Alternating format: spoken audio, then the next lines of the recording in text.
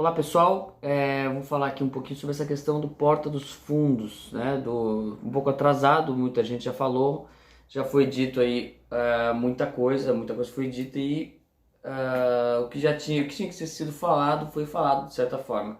Mas nos cabe sempre analisar essa questão, né? Então, por exemplo, os cristãos perderam a batalha narrativa nesse caso, perderam pelo menos o primeiro round, né? Por quê? Porque a vitimização é a linguagem da esquerda. A esquerda sempre quer se vitimizar. Então, de certa forma, a vitimização foi alcançada.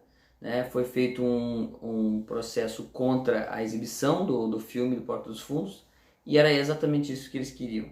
Né? Porque eles queriam provar que os cristãos são a favor da censura, a favor da discriminação, da retirada de conteúdo, quer dizer, da exclusão de informação, da exclusão de conhecimento, da exclusão de luzes, aquela coisa toda, né? Todo mundo já sabe. Mas, então tá, aí isso é a primeira parte. A primeira parte é essa. Eu mesmo critiquei, muita gente criticou o processo que visava retirar do ar o conteúdo do Porta dos Fundos. Ele foi de fato não dá para chamar de erro mais, porque como a gente pode dizer que os cristãos não podem agir e não podem tentar retirar um conteúdo ou, digamos assim, reagir a uma ofensa, né? Ninguém pode dizer que os cristãos não podem reagir diante de tanta reação, de tanta agressão contra os cristãos, contra os conservadores, contra o Brasil, né? Dessa elite, essa pequena elite, uma pequena elite da grande mídia, que abastece o imaginário dessa elite que domina, que controla, né, que tem o poder nas mãos. Então essa elite cria esses estereótipos do cristão a favor da censura, enfim, né? Que odeia o conhecimento, que é ignorante, que o povo é ignorante, que votou no Bolsonaro, e todos esses estereótipos que eles tentam colar o tempo todo, né? E eles tentam colar no imaginário das elites, não da sociedade. A sociedade já não acredita mais na grande mídia. Mas isso não importa. O que importa é que ela convence e controla o imaginário daqueles que vão tomar decisões, como o ministro Dias Toffoli, né? Então, o processo contra o Porta dos Fundos para retirada do conteúdo, ele não pode ser considerado um erro, mas ele oferece a possibilidade do inimigo, no caso a esquerda, fazer a caricatura, ou melhor, não foi nem o Porta dos Fundos que fez a caricatura, foi a própria direita a partir do momento em que visa retirar do ar um conteúdo, o que é uma coisa até já é caricata pelo simples fato de se tentar fazer isso no tempo da internet, né? Fazia sentido quando havia um monopólio da disseminação de conteúdo. Então aí fazia sentido porque, afinal de contas, você retira de lá, você retira totalmente, né? Houve um debate aí nas redes sociais, né? De um lado, até o Josias Teófilo, o cineasta Josias Teófilo, fez alguns comentários no início e eu acho que ele tem razão no que ele falou quando ele disse que o filme da Xuxa, por exemplo, ela comprou todos os filmes, retirou do ar, e quem não viu o filme da Xuxa? Só o pessoal que realmente não tinha interesse. Agora, quem estava na adolescência naquela época queria ver, né? Até crianças. Então, no tempo do YouTube já não faz sentido retirar alguma coisa. Sai do Netflix, vai para o YouTube e mais gente assiste. Mas o efeito maior não é as pessoas assistirem, o efeito maior é a vitimização. E isso foi realmente, de fato, não dá para negar que foi um incremento, né, à narrativa desses grupos que são representados, ecoados pela grande mídia. Tá? Isso é um ponto, né, que tem que ser considerado e não pode ser negado. Agora, feito isso, então o Dias Toffoli foi lá e retirou aliás, foi retirado, foi decidido, né, em primeira instância que ia ser retirado. Aí ele foi lá e negou. E aí a fundamentação dele, então, mostra um absurdo ainda maior, que é o quê? Que simplesmente a ofensa à imagem, a símbolos cristãos é sacrossanta. Porque ela ganhou o carimbo da liberdade de expressão. Então esse aí entrou um segundo episódio. E nesse segundo episódio é que a gente tem que se posicionar de uma forma diferente. não que tenha sido lícito antes disso criticar o processo de exclusão do conteúdo. Você pode criticar internamente aqui, tudo bem, que isso não colabora com a narrativa, né? Ou melhor, colabora com a narrativa da esquerda, não colabora com a narrativa que nós queremos dar. Né? E qual é a narrativa que nós queremos dar? Nós queremos mostrar que os cristãos são, que isso é a verdade, os cristãos são a população, a comunidade mais perseguida e morta do mundo, junto com os judeus, né? Do mundo. A gente tem publicado seguidamente notícias sobre isso nos estudos nacionais. Mas não adianta publicar notícias, fatos, empilhar fatos sobre cristãos perseguidos, mortos no Oriente Médio, etc. Não adianta. O que acontece no Ocidente é que se trata os cristãos, se trata a Igreja Católica, os católicos, os evangélicos, como se fosse a religião dominante, como se fosse uma religião que tem poder político totalitário. Então eles se veem no direito de achincalhar como se eles fossem aqueles artistas contestadores em meio a uma sociedade opressora, que eles têm a coragem de falar, quando é exatamente o contrário, né? Todo o sistema da grande mídia, do poder estabelecido, a hegemonia cultural, a hegemonia quer dizer, quem diz o que é a cultura, quem diz o que é bom, quem diz o que é mal, são pessoas que são anticristãs. Então, eles estão no poder, o Porta dos Fundos está no poder. Eles estão na condição de ditadores, baixando de cima a baixo um achincalhamento, né? uma ofensa de cima a baixo contra aquelas pessoas que estão morrendo. Então essa é a situação. Então é importante colocar a coisa nesse ponto. E uma coisa importante da narrativa que a gente não pode esquecer, eu tenho dito isso muitas vezes, que tudo é feito através a narrativa toda é feita, é desenhada, é colocada no imaginário das pessoas através do quê? Através das notícias, não é através da opinião, da crítica, da crônica, nada disso. Da literatura, muito menos. Foi o seu tempo em que isso era assim. Hoje é feito através das notícias diárias. E essas notícias, elas influenciam quem? A elite, a grande elite, né? E a população, a sociedade. Quem orienta a população? Quem dá à população a narrativa do que está acontecendo? Ninguém, né? O WhatsApp, ou a mídia independente, de direita, conservadora, que existe aí, mas que ela mesma não tem uma imagem, uma narrativa definida, estabelecida, fora, quer dizer, tem, claro, uma série de conhecimentos sobre o que está acontecendo, e ela passa isso de maneiras diversas, cada um mais ou menos do seu jeito. Né? Então eu digo sempre como eu acho que deve ser, como eu acho que deve se passar esse conhecimento e essa narrativa. Né? Então quando eu falo, o que eu digo é o seguinte, que a questão da cristofobia, o ódio aos cristãos, esse ódio aos cristãos é que tem que ser entendido como fonte, origem, né, e alimentação de todos os atos, seja discriminações, mortes, degolamentos de cristãos pelo mundo, pelo Oriente Médio, os países onde se perseguem, por islâmicos, por ateus, como a Coreia do Norte, a China, locais onde mais se perseguem cristãos.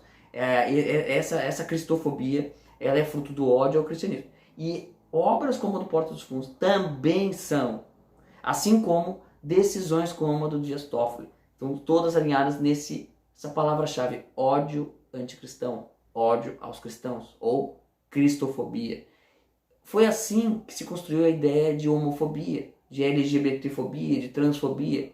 Foi assim que se construiu a ideia de racismo no Brasil. Quer dizer, no caso, eles criaram artificialmente um discurso através da seleção de alguns fatos e a associação com imagens, rostos, cargos, posições, discursos, palavras. E aí então se cria o politicamente correto. Se você falar determinada palavra, você está associado a esse tipo de ódio.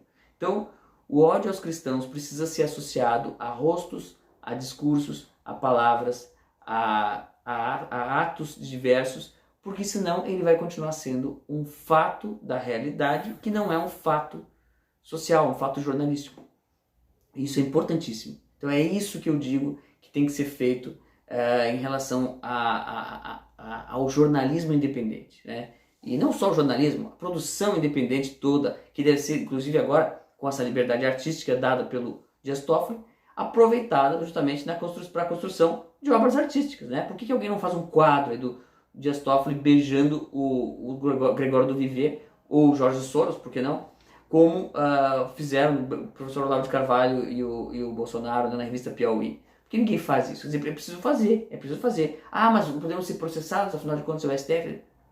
Quantos esquerdistas foram presos para poder criar, criar fatos e acontecimentos que legitimassem o discurso deles? Agora nós não podemos legitimar, nos arriscar para legitimar a verdade, né? Então essa é a pergunta. Outra coisa, então, essa construção narrativa, ela, no caso da esquerda, no caso da grande mídia, ela é fake, ela é falsa, artificial e ideológica. No nosso caso, a gente tem ao nosso lado uma coisa chamada verdade, né? E os cristãos, os católicos, os evangélicos estão aí justamente para fazer valer a verdade, porque nós somos nada mais, nada menos do que cristãos, que é o quê? Aqueles que seguem a verdade encarnada, né? Então, fazer jornalismo independente, de maneira, como eu estou falando, né? construindo essa narrativa, quer dizer, estudando os meios pelos quais a imprensa jornalística lacradora, como a gente chama, né? Como ela construiu, como ela constrói, a gente estudar como ela constrói, porque estudando como ela constrói, a gente está entendendo o funcionamento da mente humana e o funcionamento da mente humana que é orientada por essa grande mídia, que é pior, né? Então a gente precisa se amoldar a isso. Não adianta querer fazer um jornalismo neutro, imparcial, para ficar enumerando fatos sem posição. É preciso posicionar a coisa e mostrar a narrativa concreta, real. Muitas vezes a gente não sabe como colocar isso porque não tem nada parecido na grande mídia, né? Como mostrar, por exemplo, o globalismo, como mostrar, por exemplo, que essa coisa de homofobia é um engodo, né? É difícil, porque você tem o formato, o manualzinho pronto, feito por eles, mas para inverter o que eles fazem é difícil. No caso da cristofobia, nós temos a grande chance. Nós podemos mostrar quem é o rosto da cristofobia.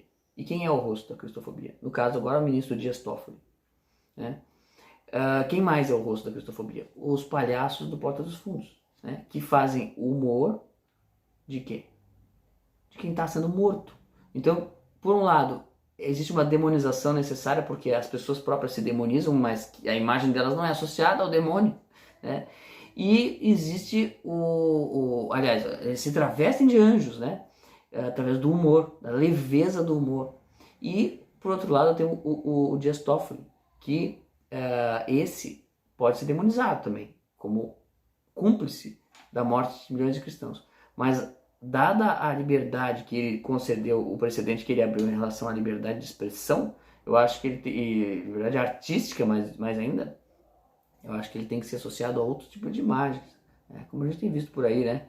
Toffoli vestido de mulher, em posições aí desconfortáveis, né? Para um ministro do Supremo.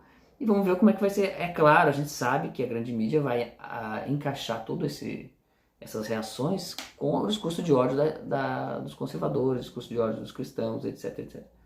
Né? Mas nós temos que pensar na grande população de pessoas que estão à mercê da grande mídia.